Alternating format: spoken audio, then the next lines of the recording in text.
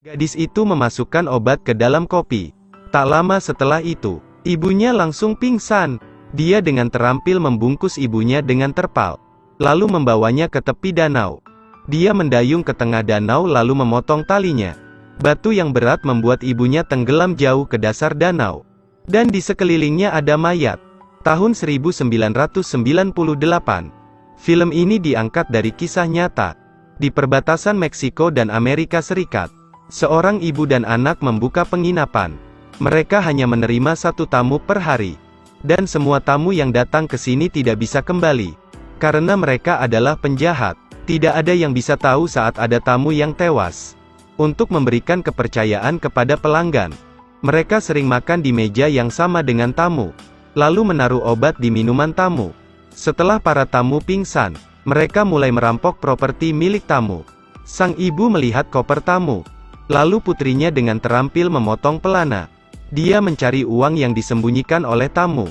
Dan benar saja, dia segera menemukan setumpuk uang. Akhirnya mereka membawa tamu ke tepi danau. Saat ini tamu masih hidup. Dia mengikat tangan dan kakinya, lalu mengikat batu bata. Wajahnya sangat tenang karena sudah terbiasa. Sedangkan sang korban gelisah sambil tenggelam. Tapi sekeras apapun dia berusaha, tapi itu tidak akan berpengaruh. Tunggu sampai larut malam. Dia akan membakar semua barang bawaan penumpang, lalu mengendarai mobil tamu untuk dihancurkan. Dengan begini mereka bertiga selesai menghilangkan bukti. Hal ini sudah lama tidak ada yang tahu. Sampai suatu hari, Sarah lelah dengan semua ini. Sang ibu yang mengetahui hal ini segera meyakinkannya. Membunuh orang jahat adalah hal yang benar. Kita hanya perlu membunuhnya agar kita bisa mendapatkan uang. Kita akan pindah ke kota, lalu memulai kehidupan yang baru. Sarah percaya dengan perkataan ibunya. Tidak lama kemudian, ada tamu datang ke penginapan. Tapi kali ini tidak sama seperti biasanya. Pria ini memakai jas dan sepatu. Dia juga mengendarai mobil mewah. Sekilas dia terlihat seperti mangsa yang menguntungkan. Sarah menyambutnya dengan hangat. Malam itu dia membawakan minuman seperti biasa. Kemudian dia di luar pintu menunggu obatnya bekerja. Setelah memastikan pria itu pingsan, dia mulai mengobrak-abrik mobil. Tak disangka ada mobil yang tiba-tiba datang. Sarah mengusir mereka. Tanpa diduga pria itu mengeluarkan senjata. Mereka memaksa untuk menginap. Kakaknya ditembak dan dibawa ke hotel. Sang ibu membantu dia untuk membalut lukanya. Sekarang mereka mendapat mangsa baru. Tetapi pria itu sangat waspada. Mereka bertiga berada di ruangan yang berbeda. Saat ini mangsa sebelumnya masih koma. Saat ini sudah waktunya dia tersadar. Sarah harus menyelinap ke kamar mangsanya. Dia akan segera membunuhnya. Dia tak tahu bahwa pria yang dia bius sudah bangun. Dia terus-menerus muntah. Sarah segera mengambil kembali handuknya. Tapi dia segera melawan. Lalu dia menjatuhkannya. Pria yang marah itu mencengkram lehernya. Sarah terus berjuang. Tepat di saat yang kritis, lelaki tampan itu mendengar kebisingan. Dia memukul pria itu hingga pingsan untuk menyelamatkan Sarah. Kemudian kakaknya menyeretnya keluar dari kamar. Setelah memeriksa sekitar, dia mendorong pria itu menjauh. Melihat noda darah di kepalanya, sepertinya dia sekarat. Keduanya panik dan harus segera menanganinya. Mereka menyeret pria itu ke dalam hutan. Mereka mulai menggali lubang untuk mengubur mayat. Tapi tiba-tiba mereka tahu bahwa orang itu belum meninggal. Kesadarannya perlahan kembali. Untuk kemungkinan terburuk, dia hanya bisa membunuhnya. Dia meyakinkan Sarah untuk kembali ke hotel. Dia mengangkat senjatanya dan membunuh pria itu. Ini pertama kalinya dia membunuh orang. Dia tidak berani menatap wajahnya. Dia hanya bisa melepas bajunya. Kali ini Sarah berdiri mengawasi dari jauh. Setelah dia menyelamatkan Sarah, dia bersimpati kepadanya. Tapi dia telah dipengaruhi oleh ibunya. Ibunya mengatakan hanya karena dia tampan, bukan berarti kau menjadi baik kepadanya. Kita harus membunuh mereka secepat mungkin. Tepat saat dia mencari Sarah, luka tembak membutuhkan perawatan mendesak. Sarah harus mengantarnya keluar. Mereka berdua segera pergi ke apotek. Pemilik toko obat sangat mewaspadai pria aneh itu.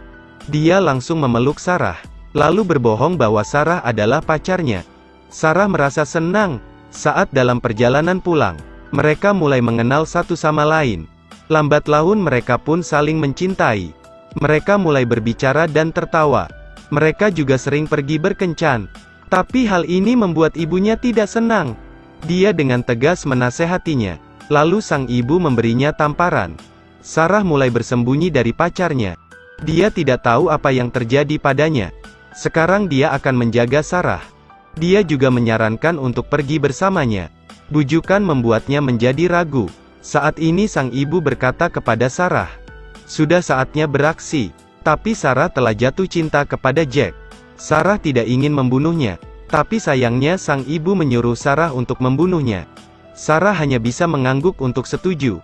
Dia segera pergi mencari kekasihnya. Dia ingin melarikan diri bersamanya. Tapi dia tidak menyangka bahwa dia menipunya. Dia berusaha meyakinkannya. Tapi dia tidak pernah berpikir untuk bersamanya. "Aku ingin membantumu. Tapi hanya itu yang bisa kulakukan." Sarah terus memohon kepadanya. Dia ingin keluar dari kehidupan ini. Dia juga ingin menyelamatkan nyawa kekasihnya. Tapi dia tidak tahu itu. Dia menolak gadis itu berulang kali. Di sisi lain saat dia sedang sendirian, tiba-tiba seseorang datang. Dia bertanya kepada pelayan, "Apa kau menyembunyikan sesuatu yang menarik?" Tapi saat dia melihat jam tangan emas, dia terkejut melihat nama yang terukir di atasnya. Saudaranya telah hilang selama 1 bulan. Dia segera menginterogasinya, tapi dia tidak berani berbicara apapun. Bos sangat marah. Setelah memukulnya hingga pingsan, dia bergegas kembali ke hotel. Dia bertanya kepada Alice. Tanpa banyak kata-kata dia langsung mencekiknya. Alice mengambil sebuah kunci, lalu menusukkan kunci itu ke pahanya. Pada saat ini, pelayan juga sudah sadarkan diri. Saat mereka berkelahi, wanita jahat itu mengambil salib di dinding. Lalu dengan paksa menusuk lehernya. Dia langsung kehilangan kesadarannya. Sarah dan kekasihnya mendengar suara dan segera memeriksanya. Tapi saat membuka pintu, ibunya langsung menembak Jack. Sang ibu juga terus menembaknya.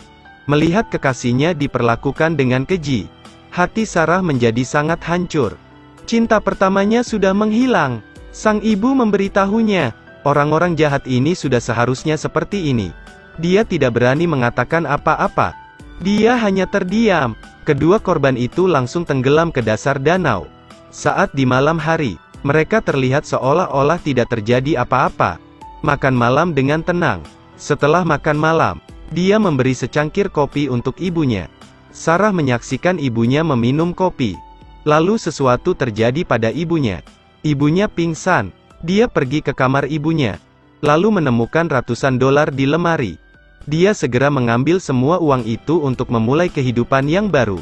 Sekarang dia akhirnya mengerti bahwa ibunya tidak berniat membawanya. Setelah mendapatkan cukup uang, dia bersikap seperti biasa, dengan tenang membawa mayat ibunya. Saat ini dia membuka tali. Lalu tubuh sang ibu tenggelam ke dasar danau. Jasad ibunya berada di tumpukan mayat yang telah mereka bunuh. Pada akhirnya Sarah hanya berbaring di perahu dengan wajah yang tenang. Selamat menikmati kehangatan matahari terbenam. Cerita pun berakhir. Terus ikuti Edelweiss Review untuk mendapatkan update cuplikan film berikutnya.